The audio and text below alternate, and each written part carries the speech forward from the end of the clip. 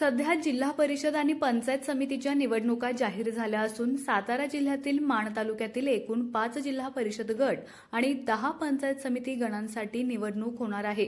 या निवडणुकीच्या अनुषंगाने उमेदवारी अर्ज भरण्याची प्रक्रिया सुरू असून आतापर्यंत एकूण 179 अर्जांची विक्री झाली आहे। मात्र अद्यापपर्यंत पंचायत समितीसाठी एकही अर्ज दाखल झाला नसून कुकुडवाड गटासाठी एक उमेदवारी अर्ज दाखल झाल्याची माहिती सहाय्यक निवडणूक निर्णय अधिकारी आणि माणचे तहसीलदार विकास अहिर यांनी दिली। निवडणूक प्रक्रियेतील अंतिम टप्प्यापूर्वी अर्ज दाखल करण्याच्या संख्येत वाढ होण्याची शक्यता असून येत्या काही दिवसात राजकीय हालचालींना अधिक वेग येण्याची चिन्हे आहेत। त्यामुळे माण पंचायत समिती आणि जिल्हा परिषदेच्या निवडणुकीकडे सर्वांचं लक्ष लागून राहिलं आहे।